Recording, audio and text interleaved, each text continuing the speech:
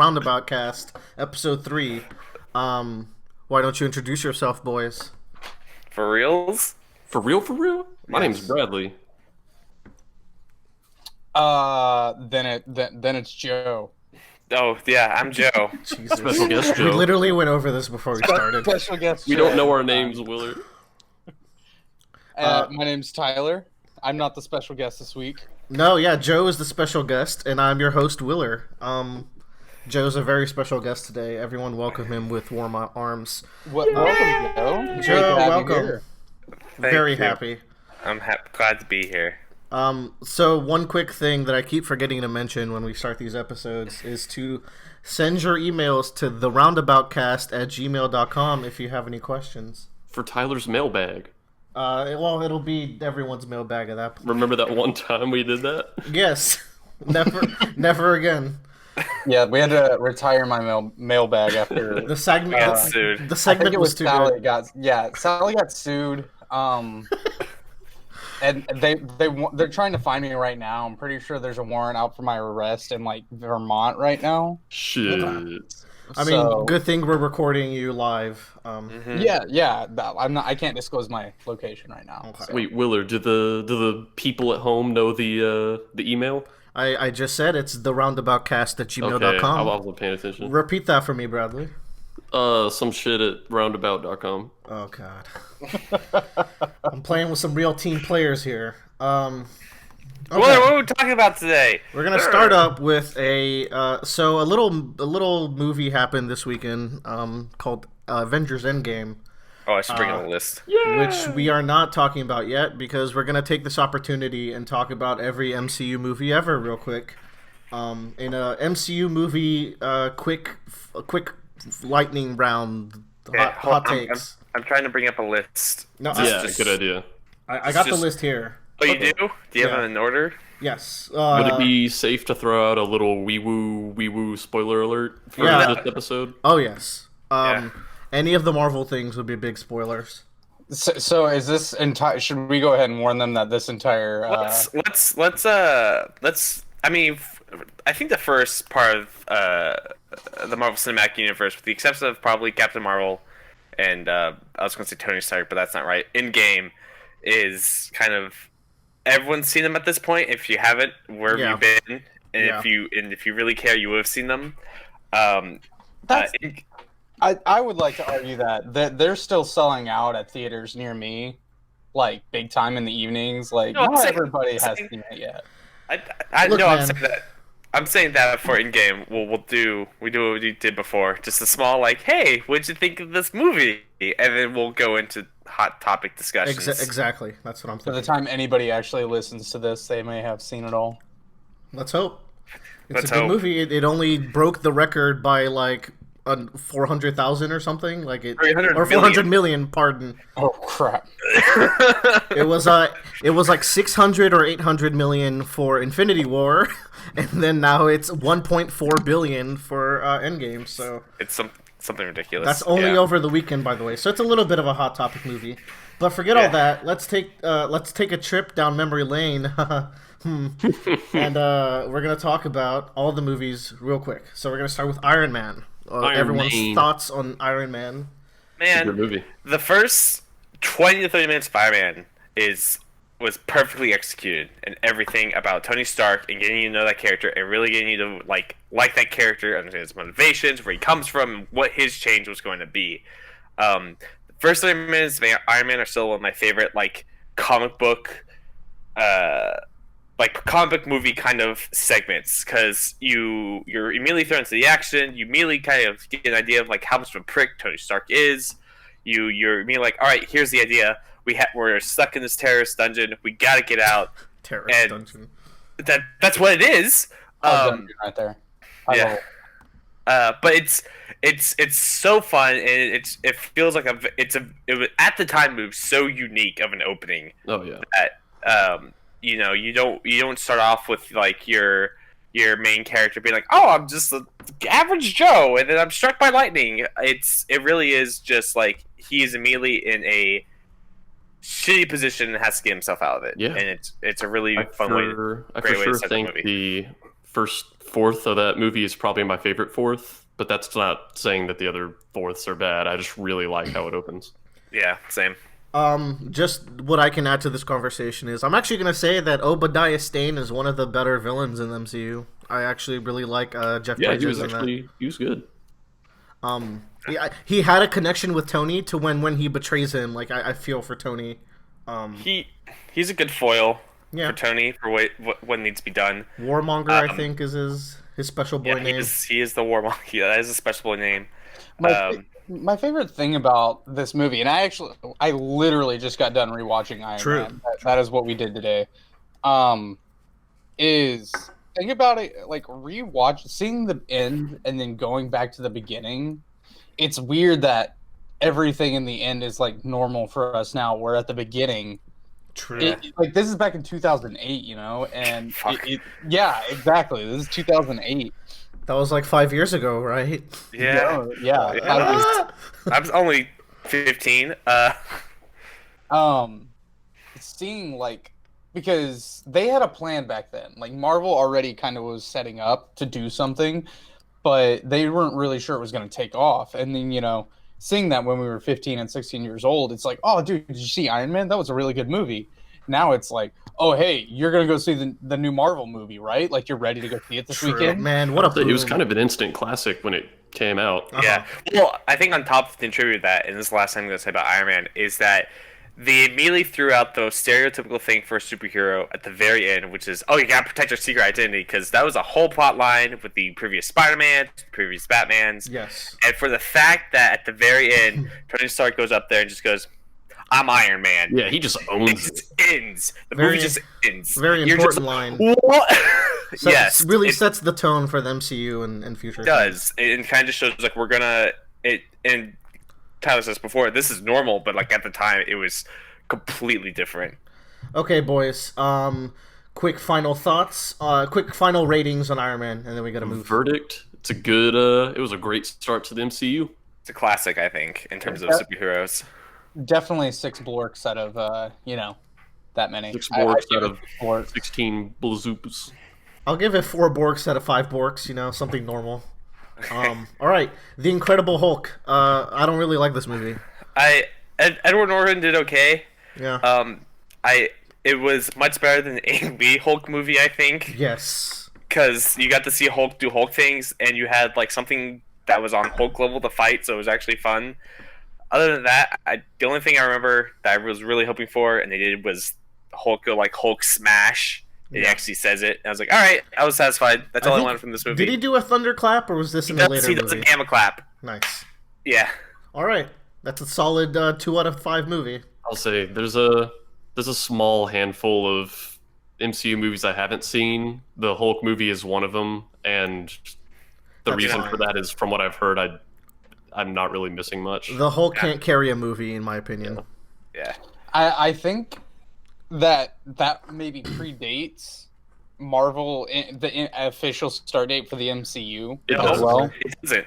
Because at the end credit scene, Tony Stark comes in, talks to Thunderbolt Ross. Oh. And Thunderbolt Ross shows up in Civil War as an important character. He does, yeah. General Ross or whatever. Yeah. Okay. Final quick thoughts, if any. 2 out of 5. Two Blorks, definitely. 2 Borks. Yeah. All right, and then already we got Iron Man 2 in 2010. Oh wow! I fucking hate this movie. I really hate this movie. This is a 1 out of 5 for me.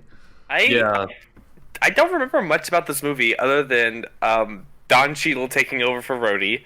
Yeah.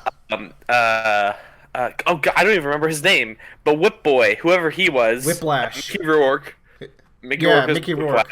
Whiplash was a great character. He was cool. Where's my bird? Fuck off? Where's my bird? I just feel like this movie was all over the place and what it wanted to do. This movie had so many awkward scenes where even me as a younger man, I'm like, what the? This is so tonally all over the place. It's so awkward. Tony's in this party wearing the Iron Man suit. This is so cringy.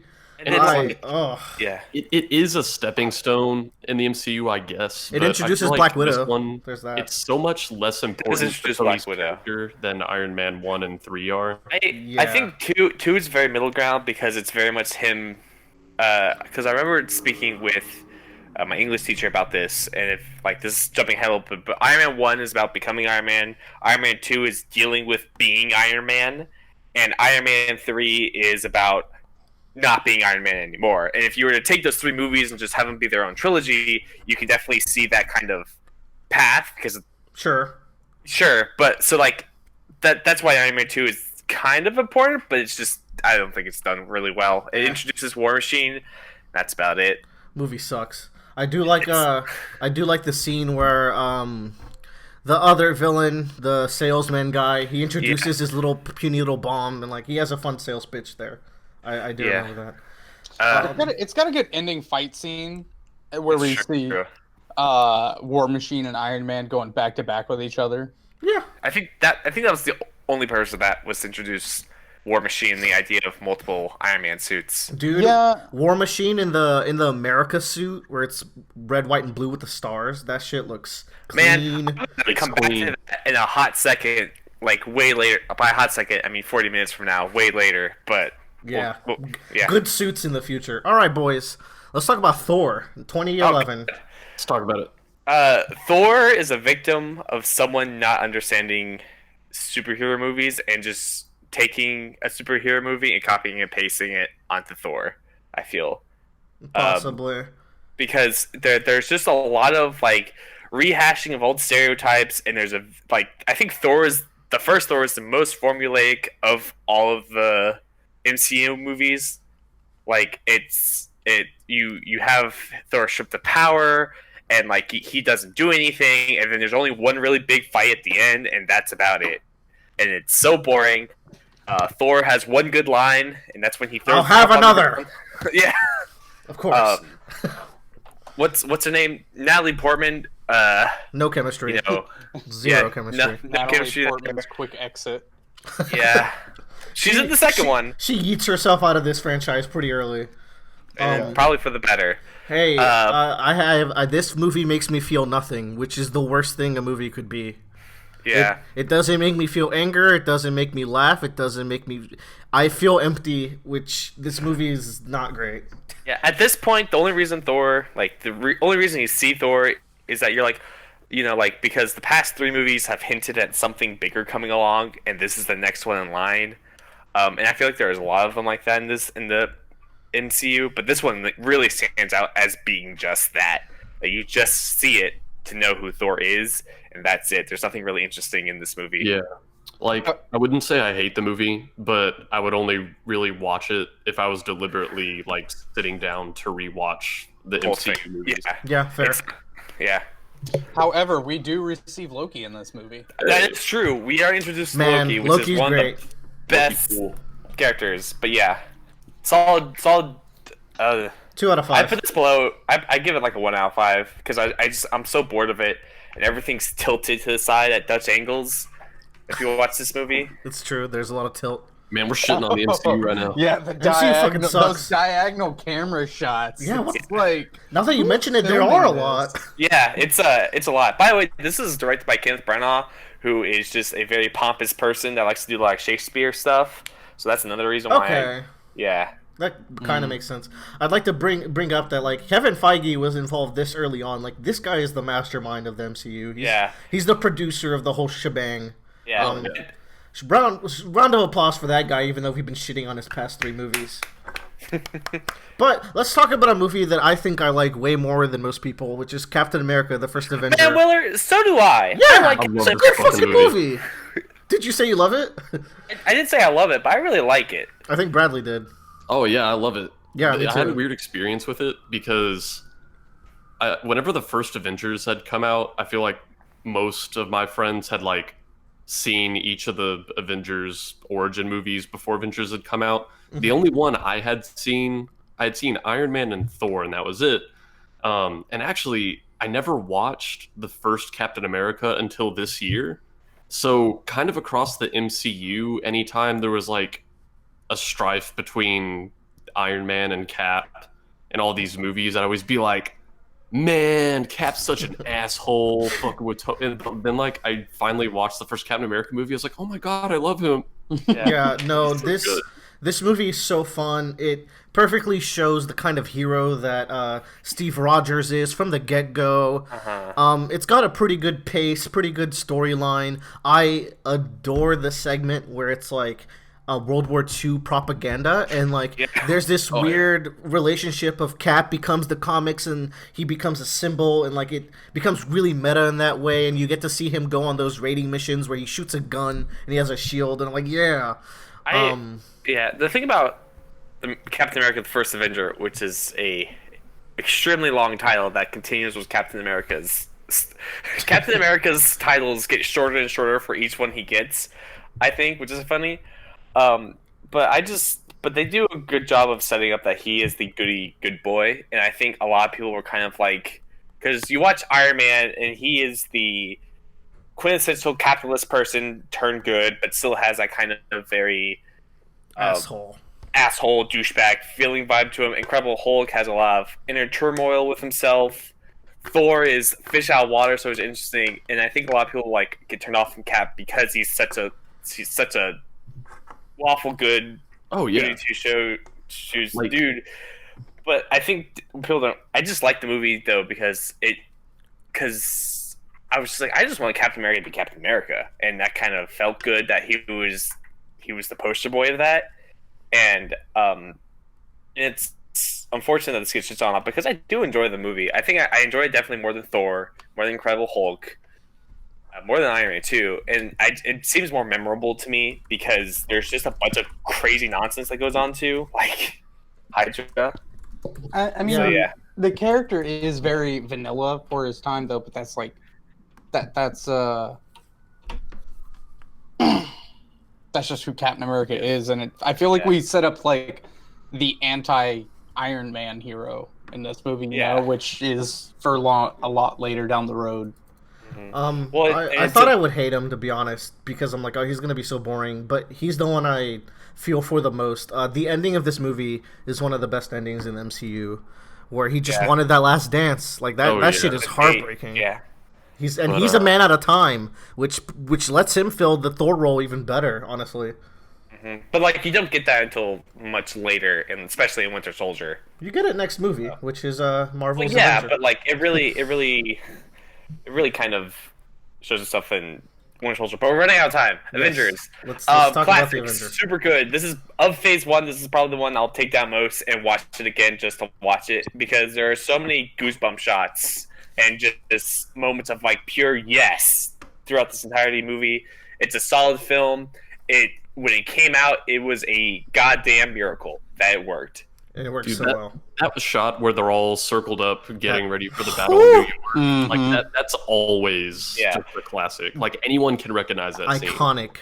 I get goosebumps still sitting here, like picturing. Anytime I see that shot, and it's just that's the movie that kind of set everything in motion. I feel like that was the turning point where people are like, "You ready to go see the new Marvel movie? Like, are you ready to go see the next Disney This was princess a movie?" legendary event. This was the movie that had to work. Like, it was great. Iron Man had to work to kick it off, but Avengers was the one that had to work to make sure it kept going.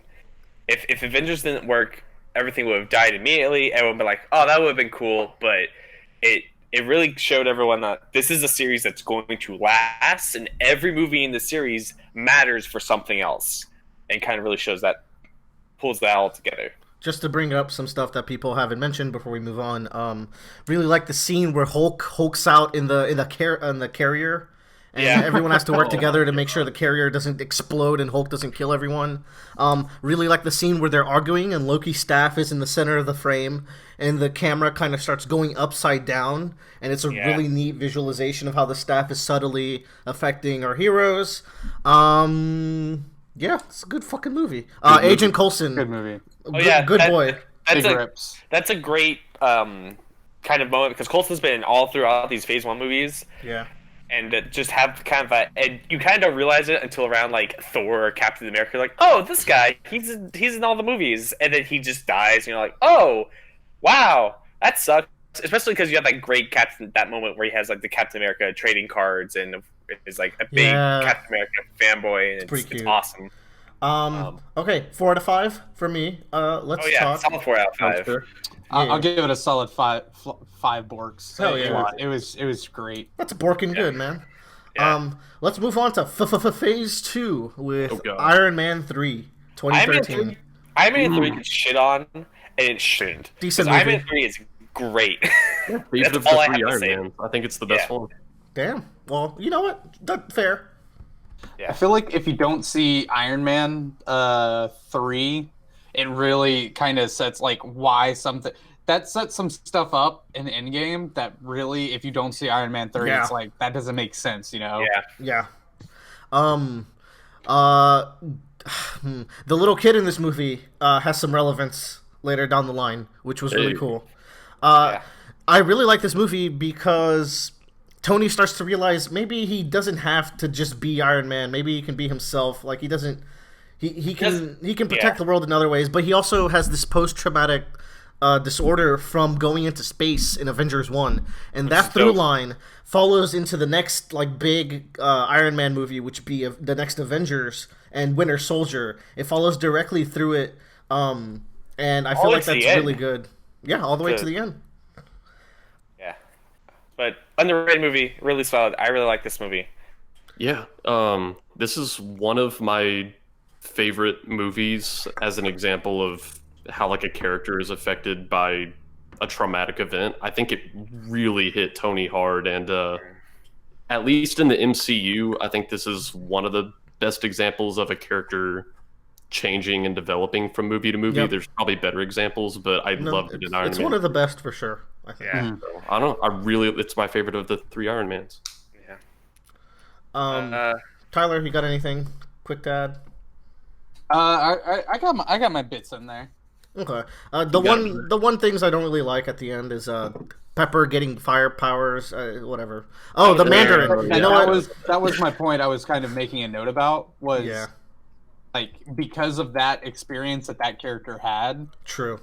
it sets it up for her potential in future movies. Yeah, good point. Yeah. I I like that the Mandarin twist. I actually really do like it because it, I don't it like really it. kind of I do. don't like it. I don't like it just because it was good action potential to have a guy with 10 different ring powers. It's what Thanos could have been, or what Thanos kind of was, but like with a smaller scale, it would have been cool. I like it. I Man, like it fuck with you. it. But okay. But anyways, 3 out of on 5. yeah, I'll give it 3 out of 5. Maybe closer to 4. But Maybe 3.5. 3.75. But yeah. Thor: The Dark World. This is the only movie of the 22 movie lineup that I haven't seen. So go ahead. I haven't seen it. I've literally seen every Marvel movie. The only one I have not seen in theaters was Winter Soldier. It was the only one I hadn't seen in theaters. Oh, that was a good one. Yeah.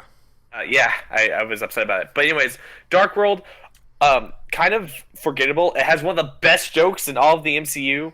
You love it. I'm not. It's great. It went.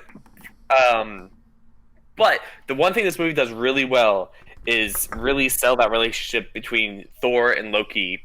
Like that Thor actually felt hurt when Loki kind of turned bad, and that they were brothers and they had some sort of relationship with each other, and it wasn't like shitty. It was kind of like a decent relationship, but Loki just harbored like judgment and hate against like his family just because. Hey, that's pretty neat. Yeah. It's good for only that. Everything else is kind of like whatever. What are you rating, Joe? I'm one of the Oh, God. people who had seen this movie, Oh. and I like it a lot better than Thor 1. It's a Oh, lot I less agree. cookie cutter, and I think there's actually some good character stuff in here, but I mean, it's still probably in the weaker half of MCU movies, but Yeah, man. I Everyone thought Loki died in this movie. oh yeah, they really did. Psych. Yeah. Hey everyone, if you haven't watched Endgame yet, watch this movie. Take it from me. Captain America: The Winter Soldier. This is a good fucking movie. This is a good one, yeah. This movie really kind of set Captain America up for me. Yeah. I agree. It's good. I like it. I don't watch it as much. I kind of mainly think because It's not Probably 'cause really a superhero movie. It's the most different out of all of these, I think. Oh yeah, it's very unlike the others. It's a spy thriller in a lot of ways more than It anything. is. But yeah, Tyler's right. This really sets up Captain America soldier. Captain America. Captain America soldier. Captain America really well in his character. It really kind of gets you a much better idea of like who this person is and like really the situation he's in. I appreciate it for that. You see a lot of growth from Captain America, who seems like this already morally good character, and we see him be like able to not be a robot in this movie. Like he's not going to follow blindly. And that's the great thing about this. It kind of really does a great job of setting up for Civil War, because it's kind of the thing that starts off making Cap think like maybe everything that America does isn't right. perfect. Yes. Yeah, maybe I should question what we're doing. This movie takes the unquestionable soldier of justice and breaks his worldview by showing him that the government he's been working for has a lot of corruption in it. Yeah. And then you factor in his best friend Bucky, which is a top 5 MCU character for me, and just the shit that he has to go through, and the fact that like he's a target of the world for something he wasn't in control of, and Cap is really hurt by this, and he's finding all these conspiracies, and like it's really breaking his worldview. And this is the moment where Cap's character becomes one of the best for me too. He's also top 5 for me. And there was another thing I wanted to bring up, which is elevator scene. Super dope. Oh, so good. The elevator. Another dope thing is I really like how Cap and Natasha's friendship kind of blooms in this movie as they learn to trust each other. That one was really interesting because I feel like Cap had always been very leery of Natasha because of her secrecy and her she's sketchy. Yeah, her sketchiness as an agent, but after he realizes that she's not a bad person because of what he's been experiencing, he realizes that they can like trust. It's a very unlikely chemistry. Yeah. And I also like how it's really not romantic. They're just like, hey, I trust you and I trust you. They kissed that one time, but you know it was for the job. Yeah. Great movie. 5 out of 5 for me. That's a 5 out. This is my first 5 out of 5. I'll give it a 4 out of 5. I really like the villain in this movie as well. We haven't talked about Robert Redford. Bad guys in this movie, but I like the consistent threat of a human threat throughout the MCU. Are you talking about Bucky or the computer or like the army men?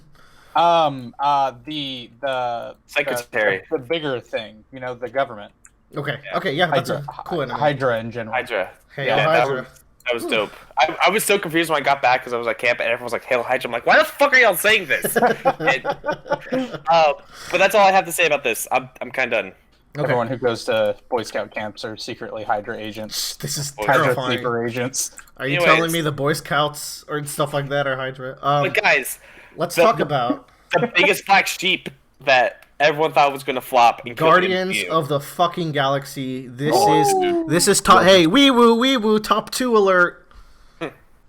I adore this movie. Everyone thought this movie was going to kill the MCU because it was so out there. It was so crazy. Everyone's like, there's a talking tree, and Bradley Cooper is a raccoon. What is happening? Vin Diesel is a tree. And he only says one line. It's so good. Well, he says 2 lines. Spoilers. And the thing about this movie, and I told Willer about this, I feel like this movie kind of changed, like, the MCU forever. Both the humor and kind of the presentation of the MCU movies. Because I think after this movie, a lot of the MCU movies started emulating this style more and more. It was a huge success. Oh, yeah. James Gunn did a wonderful job. Very talented man. Prove that there can be creativity in a lot of the movies, and they don't all follow the same formula. Yeah. There's so much I could gush about. I'll try to be brief. Just the story of these people coming together. I really, really, really love losers getting together for a greater good. That is like probably one of my favorite tropes, if not my favorite. And outcasts and such like that. They do a really good job of organically building all their relationships. There's the way this movie is shot. I haven't really talked about like how movies are shot, except for like the weird angle shit that we were talking about in Thor.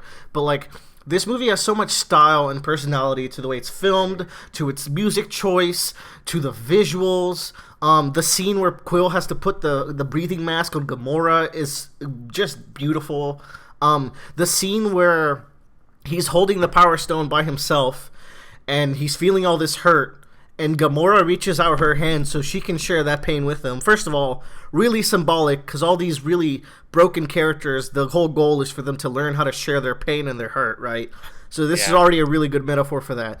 But then he sees a flashback to how his mom reached out to him in his deathbed, and he was too scared to take it because he wasn't ready to acknowledge that he was going to feel the pain of losing his mom. That is so good. Oh my god. It's a good movie. I give it a 5 out of 5. 2 solid hits for Marvel in a row. 5 out of 5. I'll give that one a solid 5.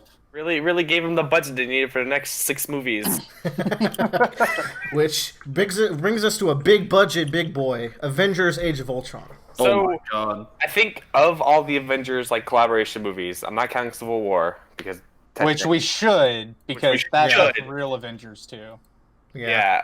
Age of Ultron is pretty much last. I think for me, and I'm not saying that's bad. It's just of everything else is just better than it in my opinion. We all allowed me to go on a little rant here and steal the spotlight a bit because I'm the only person who will defend this movie to the extent that I'm willing to defend it. So I'm gonna go ahead and say that this is one of the best Avenger movies. I like it better than the first, and I even edge it a little bit above Infinity War, which is sacrilege to say. But hold on, here's why. I actually watched it yesterday. I was like, why the fuck do I like this movie so much? And I took some notes. Action-wise, this is the best of the Avenger movies, and I'm going to tell you why. It's really focused team action and shows actual squad tactics. True. With stuff like that first scene where they're in the snow and there's that shot of all the Avengers jumping at once. Language. Oh my god. Language. Good jokes as well. Yeah. That was better. The team has already learned how to deal with each other, and the team is also small enough to where each member has a role. And this is where the other movies start falling apart later on, at least in the action department, where there's not a single action scene in this movie that's bad. There's a scene where the Ultron bots show up in the party. By the way, the party scene is the best scene in the MCU, hands down. That is a great scene. The robots show up, and everyone's under-equipped, so you get to see them kind of handle the situation at the party without all their weapons. So you got like Hawkeye, he doesn't really have his bow, and he's already hurt from like earlier in the scene, so he has to roll around and he has to assist Cap by giving him a shield, and he has just to kind of move. Natasha is making sure Hulk doesn't Hulk out because she builds a relationship with Bruce that I actually like. Thor is at his best at this movie. I really miss this Thor. Thor becomes way too jokey, the Guardian of the Galaxy effect. Yes, Guardians of the Galaxy. Yeah. Yes, and like I really like this out of touch, hedonistic. Like I'm gonna make quips, but I'm also like this weird Viking asshole. He still has a seriousness to him, which I do agree with you. It's really nice to see and enjoy. This was the perfect balance between him being serious and him being jokey. Yeah. I think you made a really good point here a second ago, and I just want to talk about that point before you list your other ones, because I think it was really good in that, like you said, all these members in this team right now have different skill sets, which would kind of make them better suited to different niches in combat. And until you talked about how they actually fit those niches in this movie, I didn't realize that kind of in the later movies, they just kind of fight like it's a Dynasty Warriors game where everyone's just mowing down bad guys. Yeah, exactly. But in this movie, they kind of fit their roles. There's also, it's more than action roles. There's also leadership roles where Natasha has her niche of being the one who can connect with the Hulk. And Hawkeye, by the way, Hawkeye is like probably my favorite MCU character, and this is the movie that kind of started it. He's the heart and the ground of the team. He feels like the weakest link. He's very Usopp that way. He's just, I think I just realized, that's who he is. He's fucking Usopp, but he's also not a little punk bitch. He's actually like a guy who got his life together, but just happens to be like way over his head. I love the twist where like the whole movie he's denying having a relationship, like a wife or a girlfriend, and then he's like, we're falling apart. I gotta take these guys to my farm, and you meet his lovely family and his lovely farm. Man, I forgot that was that part was in that movie. This And movie's fucking good. it's a So here's the thing about Avengers: Age of Ultron, which is why it ranks lower than everything else. And that is because Ultron to me is just something that Yeah. He sucks. He's not a good villain because the main conflict you see rising here is more from in the team, and that explodes later in Civil War, which I really like.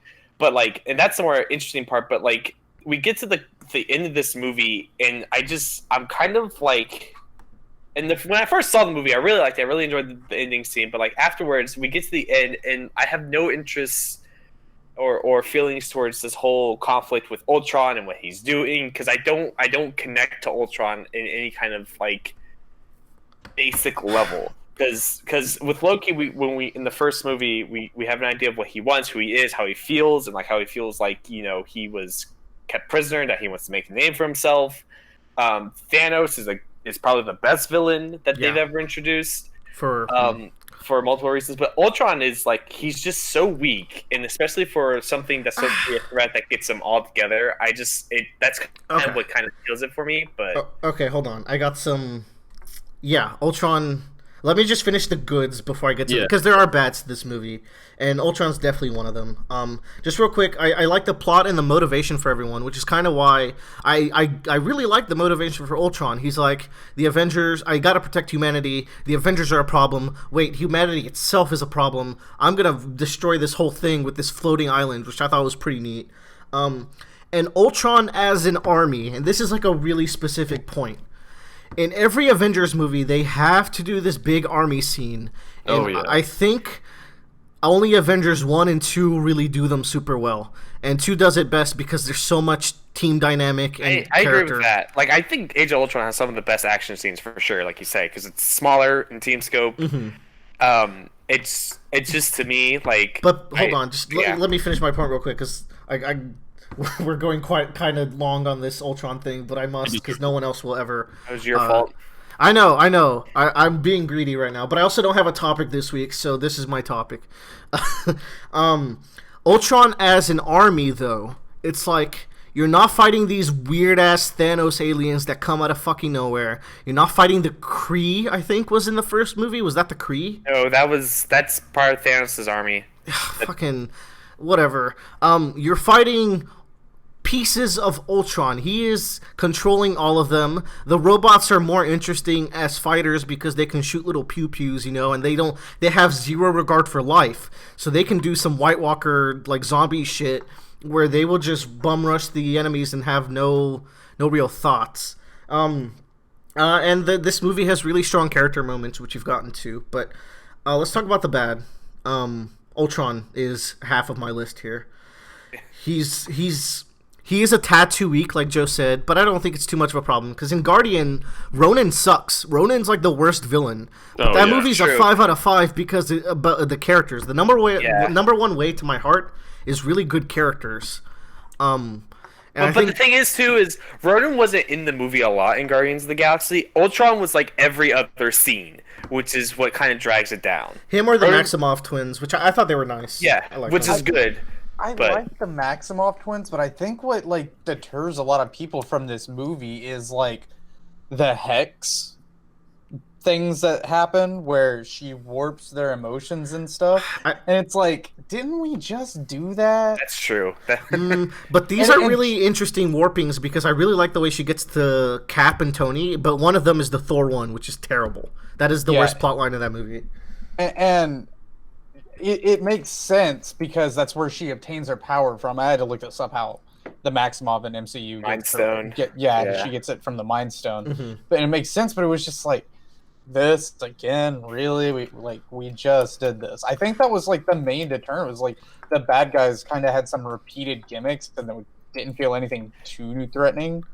If anything, I like how those scenes are shot, at least, because she does some weird like horror movie that's true. Weird I remember witch that shit. That looks cool. They like skip frames and like cut her out and everything. It's really cool, but. I'm not. Once again, I don't think this movie's bad. I don't think it's or anything. I think it stands way above, higher than like Iron Man 2 or Thor. It's just, if you were to lay out every Avengers movie in front of me, I just would not pick Age of Ultron. I'd rather watch the first one than the second one more often than not. I also really like the scene where Ultron fights Cap on top of that bus. This movie has more one-on-ones, which is nice. That's true. All the action scenes in this movie are great. It's great. just as a story beat. I really was, as a story itself, I really wasn't that interested other than the character dynamics and the action. But the overall kind of reason this thing is happening, I just didn't care for. My last point. My last point here is Ultron's too quippy and too human. I get he's a super advanced AI, but that's actually why I don't like him. He's like, what are the little humans called? Oh, right, babies. I'm like, shut the fuck up, Ultron. You're You're connected to the internet. Such a fucking idiot. And the thing is, too, is if you're going to have him be human like that, you need to have him have a more, like, human thought process as to why he's doing something. I kind of prefer him to be one note, though. I would prefer him be that than I would, too, but, like, I'm just saying that if you're going to have that personality, you need to have something else that, like, him explaining out, like, you know, what he, like, if he was just like, I'm going to enslave humanity, or it's like, I'm going to enforce, like, direct rule, or, like, whatever, that makes sense. But, like, his plan is very calculated and cold, like a computer thinks, but then he acts like a human being, and it's just... Yeah, all right. If I had one more thing to say about this movie, and I promise this is short, it's that the conflict that I found way more interesting than Ultron is the kind of conflict on whether they're justified making this global defense system. Yeah. Some of the people are like, I think this is a horrible idea, and like Iron Man swears by it. And well, like, even in Endgame, he's like, oh, this bullshit wouldn't happen if I could have just made my fucking defense system. Yeah, and that's a plotline that stays in Winter Soldier and follows through the entire This is such an important plotline. For the main characters, all the main characters' best plotlines stem from this movie, actually. Like, this really goes places with every character. I agree. The Hulk plotline where he destroys like an African town, that was really good. Oh, yeah. Oh, holy shit. Yes. Okay. All right, I'm sorry, you guys. We're done. 4.5. Okay, lightning round. I'll stick with the 4.5 with Willer as well. Okay. But yeah, Ant-Man. Ant-Man. It's a funny movie. Paul Rudd's okay. Paul Rudd's good. Yellow Jacket's okay. I really like Paul Rudd as Ant-Man. This movie's a bit too cookie cutter for what it should have been. Yes. It could have been smarter. It could have been a lot more entertaining in that regard and its plot. But otherwise, I enjoy this movie. Fun action scenes. Paul Rudd's a great anti-hero that has no growth and knows who he is. Yeah, you know what? Yeah. He's hardly an anti-hero though. He's such a clean thief. But okay, he is. He knows who he is, and he doesn't really need this overall growth. He just like. Yeah. Like, one of my favorite lines is, oh, I'm going to become a new person. And then, like, one scene later, they're like, we need you to steal something. He's like, okay, what do I steal? 3 out of 5. I give it 3.5 out of 5. I enjoy Ant-Man. I just like Paul Rudd as Ant-Man. Captain America. Civil War. Avengers 2.5. Yes. Good. This is I feel like people like... I feel like comic book people really don't like this movie, and people that just like the MCU really like this movie. Yep. And I feel like that's because comic book people like really hold Civil War event in high regard, which I can understand because Civil War could be on the level of Infinity War and Endgame in terms of build up and execution. It honestly could have been. But that being said, I think Civil War is a great roundout for Cap. And just realizing, like, oh, hey, this thing that I've been representing the whole time may not be... Sometimes. Yeah, this thing I've been representing, this government, may not be exactly... does not line up with my ideals. And you have a great conflict between Tony and Captain America, which is the biggest thing from Civil War that matters. You have a great plot twist at the end. Oh, my God. It doesn't shy away from... in terms of, like, there's an actual fight between Iron Man and Captain America, and that is the fight. There is no big bad. They have to go defeat, or at least they think there is, but it turns out that they're just two opposing sides. The big bad is Zemo, and all he does is pit these guys against each other, and I thought it was great. It was dope. People shit on Zemo. I'm like, Zemo was great. He's just a dude who almost got the Avengers to kill each other. That's epic. Definitely smart. Yeah. I like Spider-Man. Spider-Man was great. This introduces the best Spider-Man ever. Yeah. That's all I have left to say about this movie. We also get introduced to Black Panther in this movie. And which Black I think is Panther. fantastic. He was better in this movie than his own movie. He was awesome in this. Yeah, he was He, badass. he really was awesome in this movie. I feel like he got undersold in his own movie. This is a top 4 movie for me. It's maybe three or 4. I agree. The first of all, the airport scene's great. Again, it's only like 12 people, so you see a lot of each character, and you get to see them against each other, which is fun. A giant man with the Hawkeye arrow, such a cool move. I don't give a shit about comics. This is my definitive Marvel characters, so like I don't really have that Civil War like holiness. Yeah, I get that. Yeah. I really like the ending of this movie because so good. I was seeing there, I was like, all right, this is what's going to happen at the very end. They were setting up, they were telling you, they were like literally yelling at you like what the ending was going to be, or what they wanted you to think it was going to be, and they're like, nah, that's not it. It's Captain America and Iron Man having just fighting each other, and it's great, and it really it's great. I think it does what it sets up to do. The last fight, 5 out of 5. Yeah. The last fight is incredible. It's so emotionally charged. He killed my mom, says Stark, as he looks really sad, and Cap is just like trying to fight for his friend's soul. It's heartbreaking, really. Oh, yeah. It's a movie that shows you, like, I think in my opinion, Civil War really shows like this is how you give conflict meaning and purpose. Yeah. Like this is how you build up tension and execute conflict. There's like one schlocky scene, that's when Bucky is like hypnotized to escape, but that in itself sets up Black Panther's motivation, so it's fine.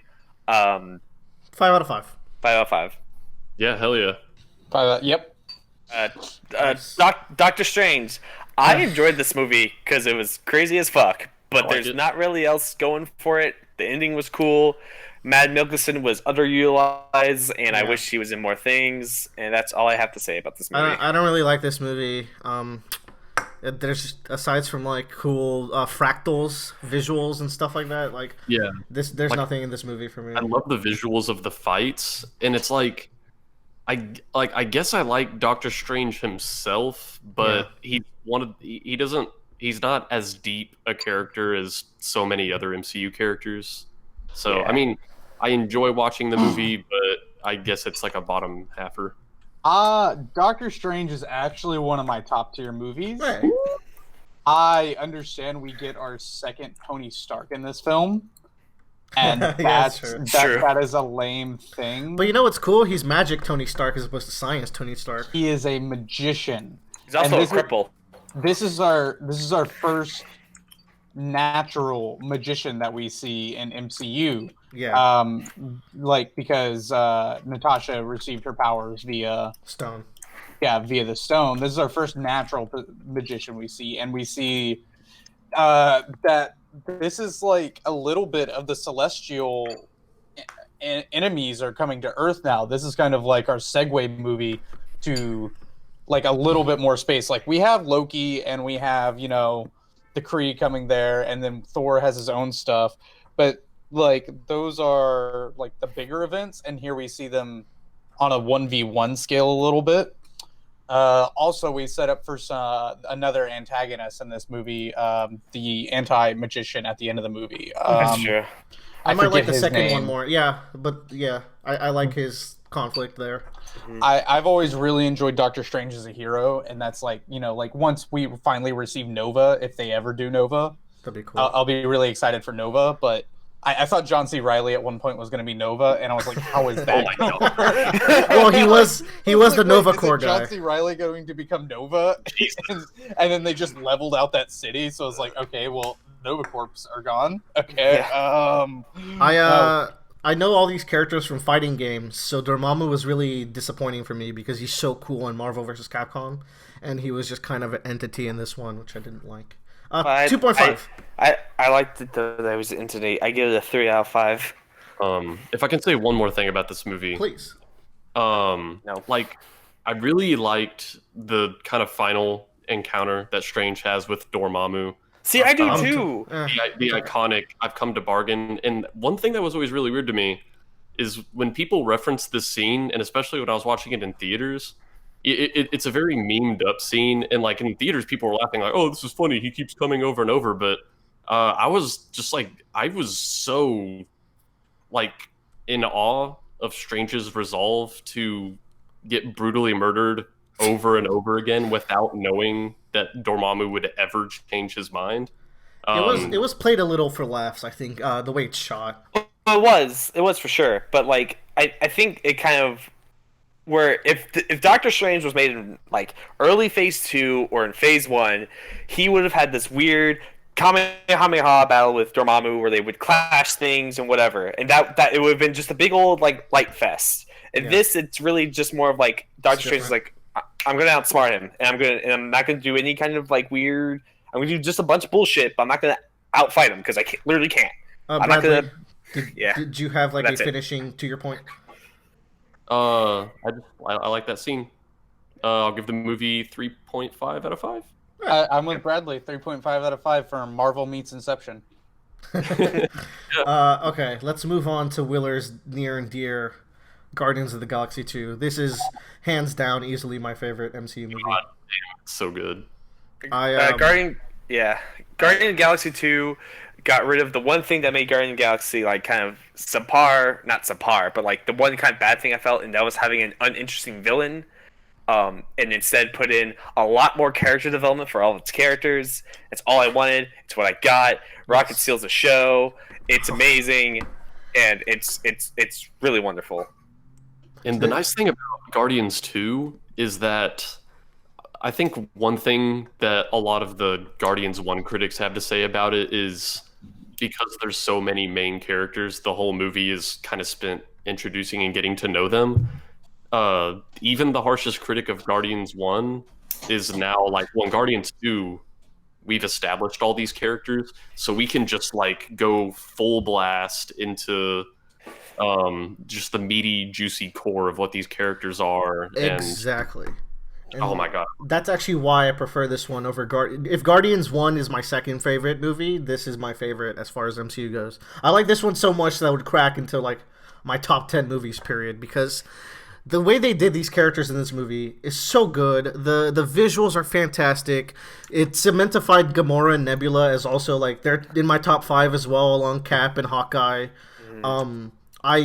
The scene where Gamora is just kind of in the field and she's kind of contemplating like what's going on with Quill and his dad, and all of a sudden Nebula shows up in a fucking spaceship and starts gunning her down, and you get this incredible scene of her chasing her down the tunnel. That shit is so good. I really like the way it plays with Quill's parentage, and man, what they do to show how Ego is this uncaring guy who's just using Quill, but it's his real dad that he always wanted. But in reality, he always had a father, a kind of twisted father, but a really good character, which was Yondu.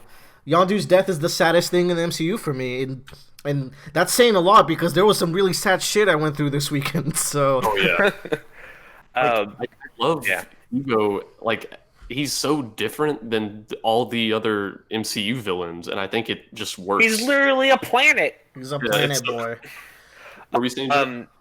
Yeah, he's just literally a planet. The thing about Ego too is, God, with that scene when he likes to fuck. But that scene where he's like, it's like, yeah, so I just gave your mom cancer. That's like, like there's something different about like than him just going out and like cutting her throat or just stabbing her or anything, because like giving her cancer isn't just like getting her out of the way immediately. It's painfully killing her over time. It's so personal, and Quill got to see the effect it had on her. It also shows like he's so uncaring where he's like, my son's a god, he should be above this, so he just says it like, I'm just gonna tell him, I'm just gonna come out and say it. And he doesn't realize how much of a hothead Quill is, which factors into Infinity War, because as soon as Quill hears that, he immediately pulls out his gun and tries to kill his father. Like it's like this, it's a snap. And it's great because Quill has the least amount of time I think in this movie, because we spent a lot of time with him in the first one. This movie spends we already know who he is. And we spend a lot of time fleshing out the others. But like that one scene really does show that Quill like puts like respect about his mom and like everyone else in his life above everything else. And to the one thing that he always wanted, like he would just destroy that immediately if it meant that it would do damage to his mom, was incredibly powerful. I know we've had arguments with Tyler because he does not like this movie. I don't, and like y'all all have good points. They are all very good points about like the characters, such as Yondu. We get our first Celestial in this movie. The character growth, such as like between Rocket and Gamora. We get Antenna Lady in this movie. I like her. Mantis. Yeah, that's her name. Drax has that great scene with Mantis where he just sits there and Mantis realizes how sad he is on the inside. Oh. And he just, his lack of like knowing how to show emotion just throws you off. But yeah, he's a fucking broken man. Making jokes. Tyler. Yeah, Tyler, go ahead. My main thing I dislike about this movie is that a lot of the writing, like the character growth is nice, but a lot of they still try to keep that same jokey universe of Guardians of the Galaxy. And I wish they hadn't, because a lot of the jokes were the exact same. Yeah, I feel like they hit a good balance here, but I could see that. I don't know, like fucking Groot, like having to fucking find the Yondu's like prototype headband and just bringing back random shit is one of the funniest things I've ever watched. Gag. That is one of the best scenes. Yes, it just has a lot of hit and miss for me with It was like a lot of I really like this. Oh, I really dislike this part, And I think that was it for me. Let's close this out. Bradley, why don't you tell us why you hate a certain scene of this movie? Like, it's kind of grown on me now just because we meme it up so damn much, but like, this movie has two lines that are just so, like, they made me laugh like an idiot when I heard them. Because, like, whenever it's like the climactic moment where Quill has to make the choice whether he's going to go with his father's wishes or be a human, his father's like, "Oh, but Quill, without me, you'll be just like everybody else." And if I was writing the script, I'd be like, I would have made the line like, if I don't do this, then there is no everybody else because of Ego's plan. Ooh. But basically, like, the line goes like this: Quill, if you don't do this, you'll be just like everybody else. And like Chris Pratt just like squints and kind of has like a half smile. He's like, "What's so wrong with that?" Okay, I watched this scene recently. He does not say it like that, man. No, he's like, "What's so wrong with that?" It was a lot. Wrong with that? And he says, "Bada bing," and he just. I'm like 90% sure that doesn't happen. But anyways, Guardians of the Galaxy 2. Yeah. 5.5 out of 5. We gotta go. No, 2.5 borks. Okay, what's next? Spider-Man: Homecoming. Good fucking man. movie. Oh yeah. God, so many good movies. 5 out of 5. 5 out of 5. Vulture. They did Vulture's Vulture, great. which is super lame super lame villain in the comics because he's an old dude, and make him a really great character. Holy shit, I loved him. Great twist at the end. That's all I'm gonna say, and that's all y'all are gonna say because it's a good movie. 5 out of 5. I just want to 5,000. Let me talk about two scenes. No, One, we don't have time. dude. Aunt May is hot finally. Aunt May is hot, but that's not a scene. That's just a fact. What a babe. The scene where Peter walks in to Vulture's house and everything that goes from the car ride to Vulture slowly piecing it together that it's Peter to Peter really realizing how fucked he is. One of the best scenes. The scene where he's trapped under the rubble and he is just struggling to get out, and you're reminded, wait, this is a 15-year-old boy and he's here alone and he's gonna die, and like he's half crying.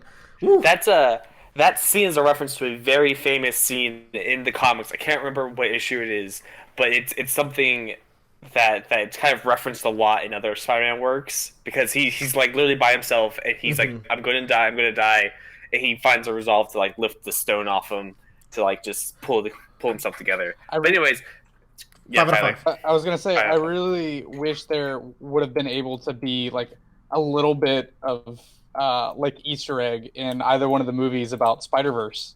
Spider-Verse was such a good movie. I want it to be mentioned in MCU somehow. Or Spider-Verse, 5 out of 5. Yeah. Spider-Verse is definitely 5 out of 5. Yeah. But Homecoming is too. Thor Ragnarok. Oh man. A good Thor movie, finally. Yeah.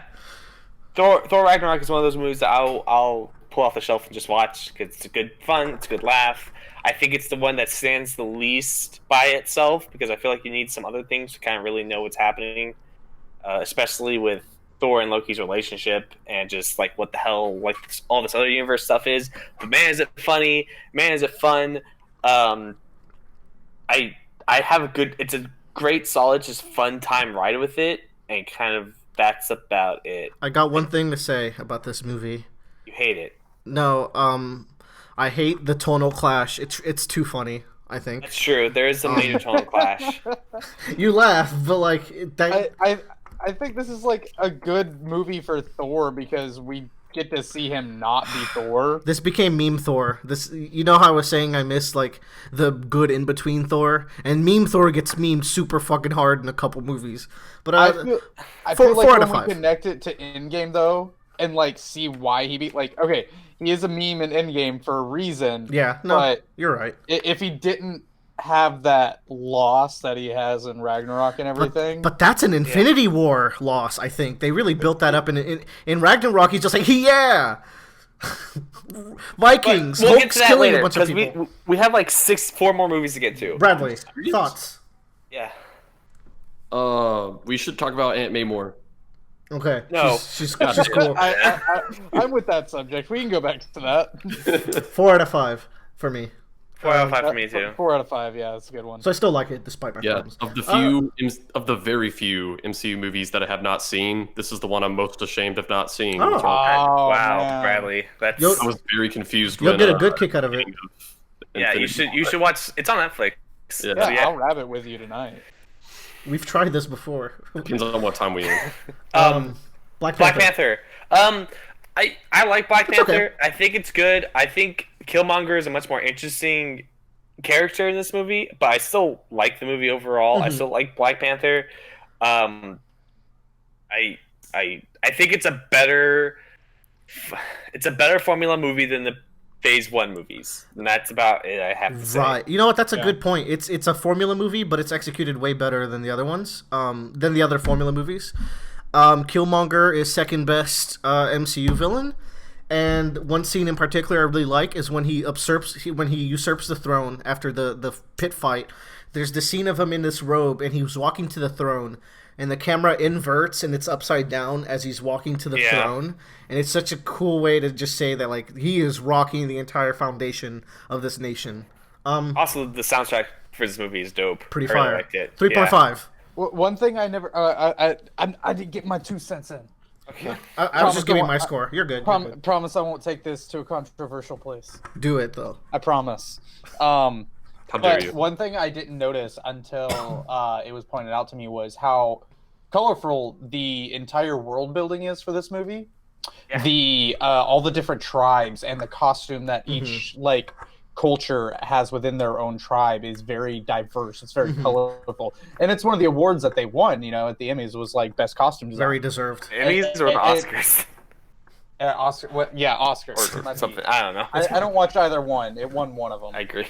Wakanda has really good world building. Wakanda's dope. Wakanda's a great world. I love the costumes. All of it's really colorful and diverse, and we kind of get like, I'm not sure since we're on like movie 19 now. We're getting there. Like this is kind of the first time we get to see an entire culture of a world. You know, like we kind of see a little bit of like Gamora's people or a little bit of like this group of people. True. You know, other than humans. But like, not to this extent. Yeah. This is the first diverse culture. This is the first like fully like Marvel created setting or like culture or civilization. Like obviously it's like based off of Africa and dumb future thoughts, but like it's just like, you know, it's something. It's you can't like point to a map and tell me where Wakanda is. It's something that's entirely made up, and that they're able to like just put that into the world, and you're like, yeah, okay.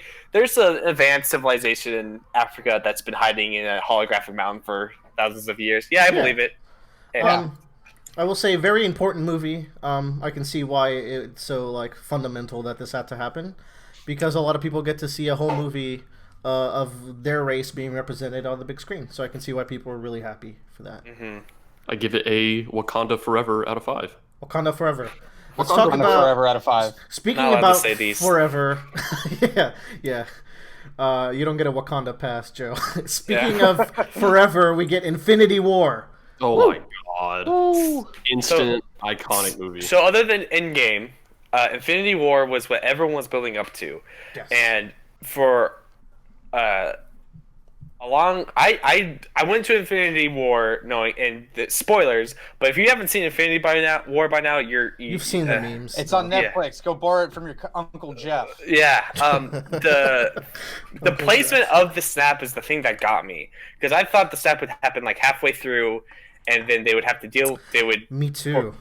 or something, and they would deal with it later, or I don't They know. didn't market it as a part 2, I don't think. They did. Which was a They really said it was good going to idea. be 2 sections, but I thought it was just going to be more of a We were gonna get more in the part 1 would have the snap, but then they undo the snap immediately, and then part 2 would be more focused on taking down Thanos for good, or Yeah, taking something like down something like that. But Infinity War is the Thanos movie. Everyone said that before. Everyone's right. Thanos' arc in this is perfect. It really kind of, and we've seen this purple dude. They're all of MCU, and you're like, oh, he's just the bad guy. And then, God, they make Thanos so much better than he is in the comic books. Oh my Yeah. god, he's amazing in this. He's He's got a great plot. He has a better. He's ultimately a better Ultron in terms of just like it's like I'm gonna kill everybody for the greater good of everything. And Yeah. he has a thought process as to why he thinks that and why he does it. and he's a madman, but And- you can respect it. I'll say he's Um, one of those characters, kind of like Griffith, where people can be very polarized in whether they think he was justified in his actions. Though I think his is a little more dumb than the other characters that fall in this like portion, because it's like I've said it before, I think Thanos is fucking insane, and I think he's 100% wrong, but there are people who are gonna... but you know what? He goes through a good villain journey as opposed to a Yeah. hero journey. Yeah. It's a good journey. Well, it's a hero's journey. It's just the villain's the hero. But yeah, I think it's very interesting how we see the end of it. Okay. I think I like how this movie is the end of his journey, Mhm. and we see that end of the journey, yeah, as opposed to contrasting a certain other movie. yeah. Yeah, he 'Cause, like, he some puts of the away his armor and he just goes to a farm, which Man, I did Yeah. not expect the farm scene. Farm scene's a major meme. I know this But- meme. Yeah. It's Bradley, the most please. memed movie maybe ever. Yes. I'm gonna throw in a complaint. That complaint about big fights, losing some of their focus and meaning is at its worst here. I thought the big Wakanda fight it had some cool moves, but it was a Dynasty Warrior fight. No, I agree. However, Wakanda fight, yeah. just to contrast that, I have very good things to say about the small squad fight of the movie, which was the 3 Guardians, Tony, Spider-Man, and Strange versus Thanos with 4 stones. He had 4 or 5 at that point. Yeah. 4. This is exactly what I wanted. Like, the thing I wanted most out of action and out of Thanos is use of the stones. And he did such cool stuff. When he rips out the moon, it's like, oh, this is so anime. I love it. Oh, dude. Thanos 1v1ing Tony makes my heart pound. Freaking so bad. Strange doing his Ora Ora 100 fist my Hunter shit. Tyler knows. Yeah. Okay. I feel like this is the real climax of this movie. It's not the snap, it's this fight right there, because we see this fight talked about in part 2, and they go like, you weren't there, like that was the moment the fight on Wakanda meant nothing. Like that was the real fight right there. And it's really sold because they won the fight. They got Mantis to the spot where she needed to be, which was what the whole fight was about. It's like, if we can get Mantis on this guy's head, we win. And then what we were just talking about, Quill, if you appeal to his emotions, he's gonna flip. And that ruined everything, and people give him a lot of shit, and he deserves it. But you know what? I think that's a good character moment. The character deserves it. The actor does not. Yeah, absolutely not. Did he get shit for that? Yeah, people give Chris Pratt shit for like People are playing a fucking character Yeah, people are faithfully. stupid. Yeah, but people get angry at Quill, but at the same time, like that's 100% what Quill have done. We've already seen it tons of times. He's like the most human person Like Very flawed. he's very emotional driven. Like you see that in every movie he's in, that like emotions guide him to where he wants to go. The Snap was one of the best, if not the best, movie experience of all time. Just complete silence and shock and awe. Really, really good in a theater. Mm-hmm. It set up for a lot of moments that I don't think people were ready for in Endgame. The Black Panther dying was the most shocking to me of like and Peter. Of them. Yeah, I was like, these and motherfuckers Peter. have 2 movies coming out. What is this? Yeah, I had no idea where we were going after. And that's kind of the problem, because I was like, wait, these 2 have movies. This is going to be undone super hard. yeah, but like it's and I think I knew that coming out of it, like, oh yeah, but like I could put that away in my brain and say like that's a really cool moment that they actually went through with this. There was actually and the other fact that, like I was saying before, is like they didn't like do it and immediately undo it. They did it, and like as far as you knew, it was over. It was done.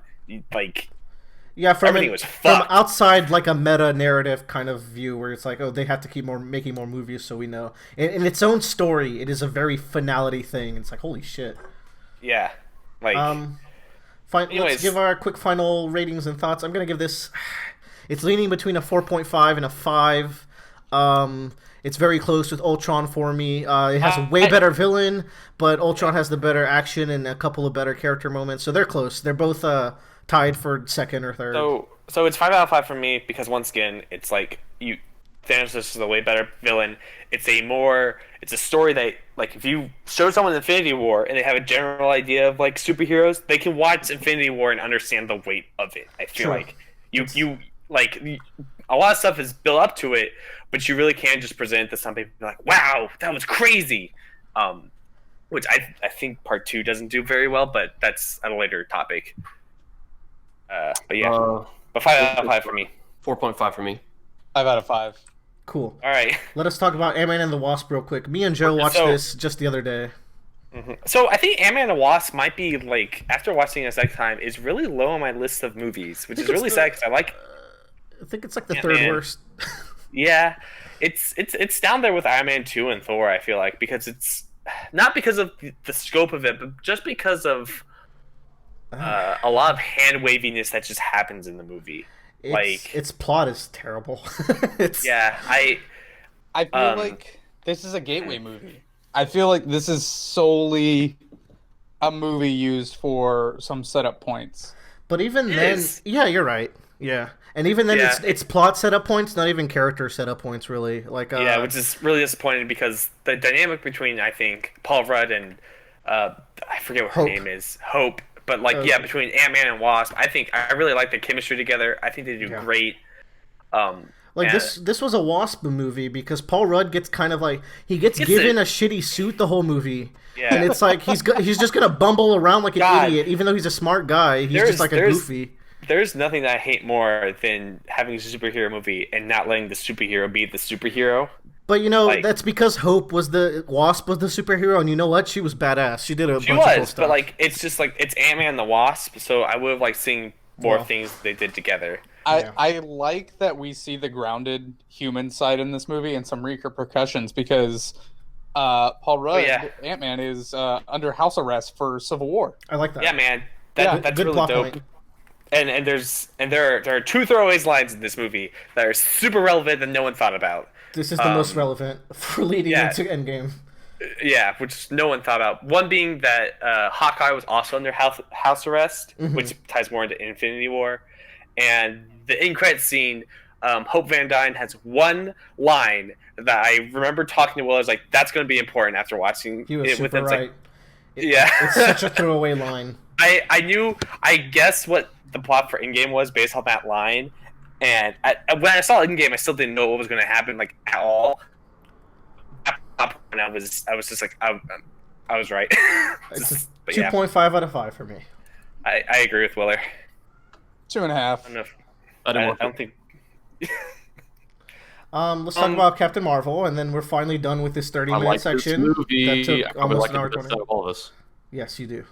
Which is shocking to me. Yeah, I was going into it, I didn't expect to like it. I was like, me and Will were like, oh, I guess we gotta watch this movie before we go watch. Bradley, I saw it twice, and watched after the it second time, I was together. like, yeah, I saw the movie twice, and after seeing the second time, I watched it once with my sister, and then I watched it one other time with my father, and I like after watching it the second time, I was just like, Bradley's gonna hate this movie. Oh no, Like, I loved it.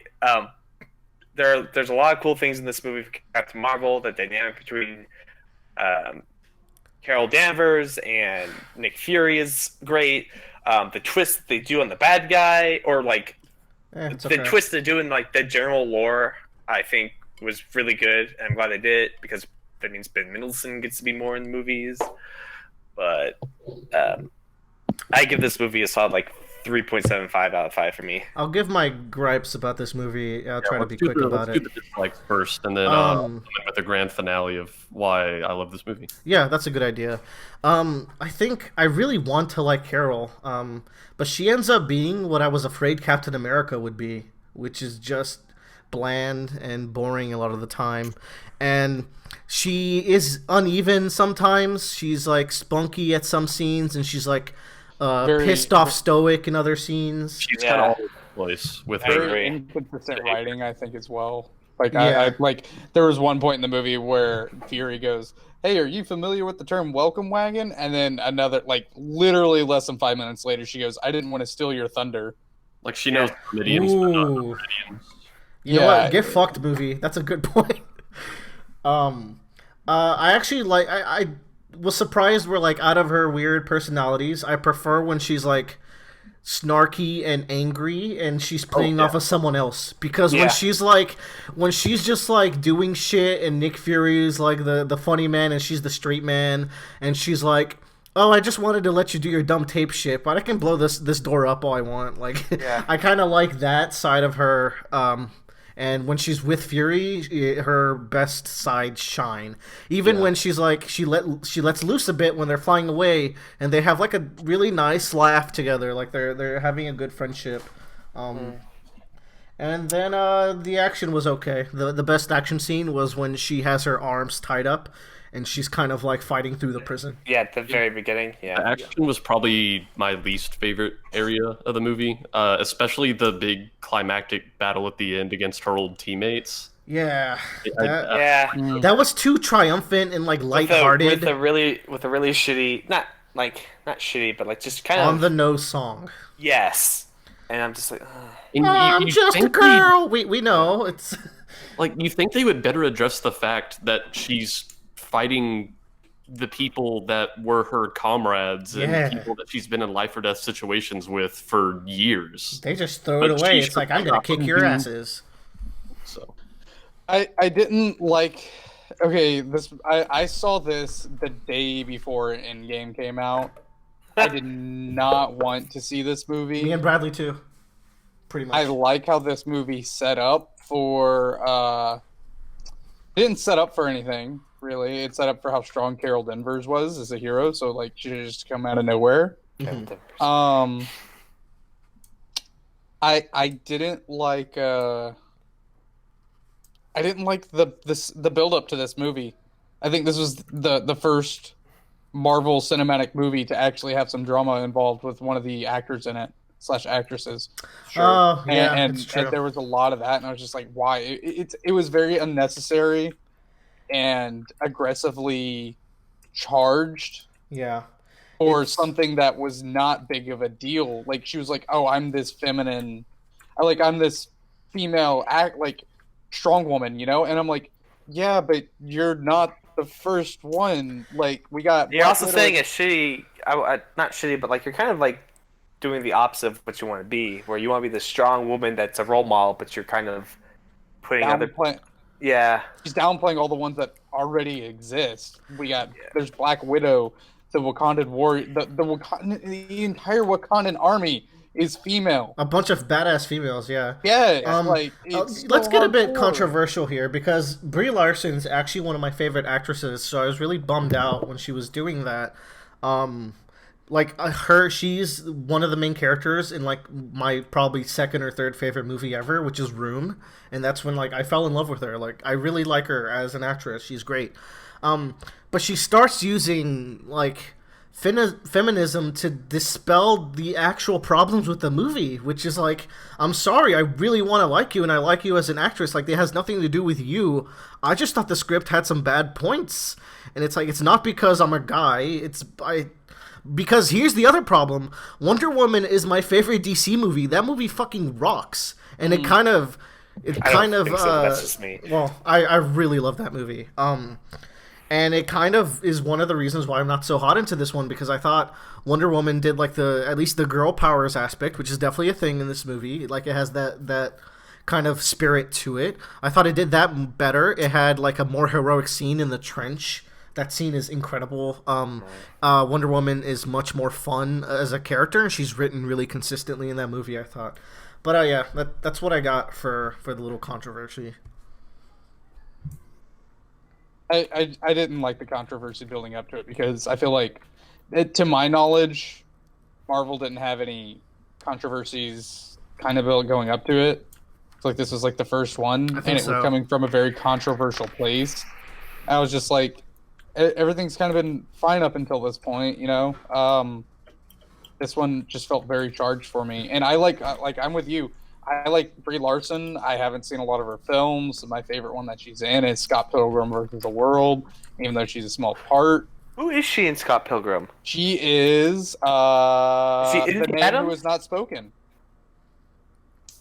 Which one? She's the lead singer of that band that's in it. She's in the Adams. Yeah, she's in the Adams. Okay. And that's what I thought. That's such an interesting, like, that's one of my favorite characters. I know she does like a lot of I think she does like a lot of romantic movies and like Hallmark movies and stuff. She plays that character well, by the way, because I've read Scott Pilgrim, and she plays that character perfectly. I feel like she does that character so well. Room is the most depressing movie I think I've seen in a long time. It is fucked up. She's great. But guys, my headphones are dying. Okay. Oh no, that's perfect because we're about to take a break because Bradley's gonna close this out. I'm gonna destroy this fucking movie. Let's do it. In the best way. I guess as a transition, to close out, before we move into the stuff I love about this movie, if we want to close out the controversy type stuff, I don't think many people will share the same opinion as me. I care zero amount about any controversies regarding pretty much any movie, because like most movies in Hollywood are made by someone who's either like a pedophile or a racist or a rapist with all these allegations coming out of the past few years. Beyond that, it's also a team effort. You can't just blame one person. If I didn't learn to separate the personality of the person who made the movie from the movie itself, there would probably be no movies that I enjoy. Yeah, to clarify, the controversy didn't affect my opinion on the movie. Yeah. It didn't. It still wasn't my worst film. Like, I enjoyed it. Like, it had nice chemistry between Carol Danvers and Fury. I enjoyed that. I thought they were a good combo together, but it made me not want to see the movie, I guess. She told you not to. You weren't supposed to. Oh yeah. Ha ha ha. So are we getting Joe some juice in his headphones, or? You should move on to your positives about Captain Marvel because you actually had some cool stuff to say. Yeah, and I'm glad that we have a little bit. I won't try to take too long. I'm glad that we had a few more minutes set aside for this movie, I guess, than other stuff. I think we went through like Ant-Man and the Wasp faster than I thought we would. Yeah. But that's on you guys. I think it's a very small amount of talking applied to that movie. That was terrible. Damn. That was nice, Tyler. So I guess one of the things I might start on is like going in this movie. I was really huffy about it. I was like, oh, I'm so mad because we've spent 10 years building up all these awesome characters, and then Mary Superman is gonna come in and beat Thanos all by herself. And I don't really think that's what happened. Uh, Hmm. it's debatable. We'll talk I about it. One particular thing I liked, and this is kind of a rather small part of the movie, but I always love when this is done. In any superhero story, I like it when the power is used as an extension of the character, even partially. You And really I think do. a really good example of that in this movie, the human identity of Captain Marvel, Carol Danvers. She loves flying. Like it's not even work to her. She fucking loves it. She loves getting in the plane. She loves flying around. That's her life. Um, and that's what she does up until she becomes not Carol Danvers. She becomes a Kree. And even with her newfound powers, I think going into this movie, everyone knew that flying was supposed to be in her power set, but we don't see her do it until very late in the movie. Specifically, we don't see her fly until she finally goes back to accepting herself as a human and identifying with her human self more, and remembering the strong parts of her being a human rather than the weak parts that the Supreme Intelligence shows her. Once she becomes Carol Danvers again, that's when she starts flying. That's when she resumes that identity of this human who loved flying, and then she flies, and I really like that aspect. Good point. I like that. Um, It's not something I noticed, but now that you mention it, yeah, that they did that pretty well. and like I said, I don't know if I doubt that's something many people noticed. And I'm not saying like, oh, look how good I am at this Bradley analyzing. Smart. I don't know if they probably could have even done a better job at showing that. But I don't know. I tremendously like that. Another thing, and this I'm kind of mixed on. I'm going to count it as a positive. For most of the movie, I was kind of in that same camp where it's like I feel like her character is kind of all over the place. Like she'll be snarky, then she'll be sad, then she'll be kind of bland and boring, then she'll be angry. Hmm. Um, she kind of has a wide array of emotions and sometimes no emotion at all. And I was kind of like, man, I don't know how I feel about the performance of this character. Some of the delivery of the lines just feel very off to me. Yeah. Um, and then I kind of finally found a positive spin on it at the end of the movie that made me really like it. Um, so the very first scene of the movie, where she's kind of having her little sparring match, um, we kind of get like an establishment of who she's supposed to be. She's an emotional person, and she kind of has like a little fighter spirit, I guess. She can be emotional in both positive and negative ways.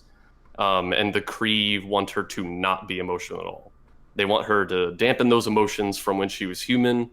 And I believe that's mostly so they can kind of have more control over her and her abilities. I think so.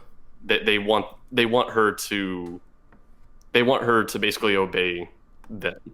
And they do that by dampening her emotions. But this is bad for her as a person because she, at heart, is a very emotional person. And so, throughout the movie, the parts where I didn't really like her performance was those parts where you said she was just kind of bland. Because the parts I really like is when she's being most herself, like when she's fighting and the scroll goes rah and she goes rah. That was the best.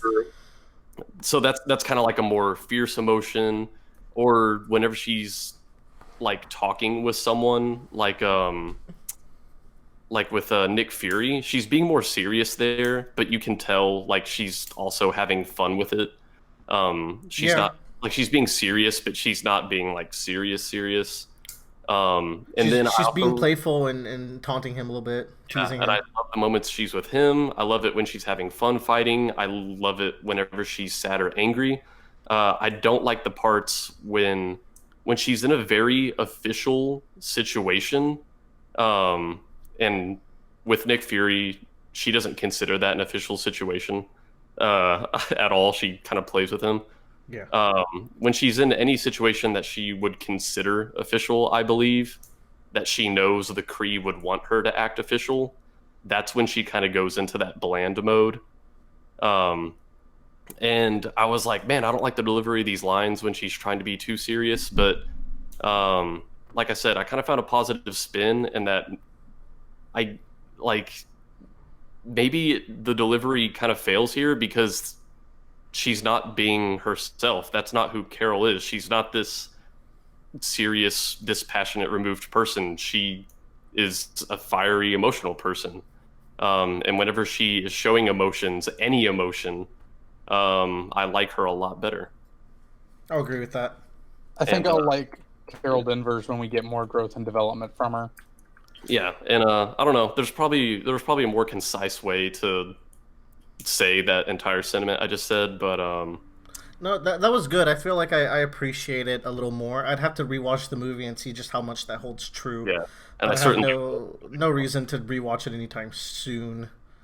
But one day when I do, I'm gonna keep that in mind. I like that twist. Yeah. As it is, I'll give it like a 3, which is not bad. 3's in the middle. It's pretty decent. I mean, on a scale of 1 to 5, I guess it's I guess it could be counted above middle if you count 2.5 as the middle. I would count 2.5 as the middle. 2.5 for me.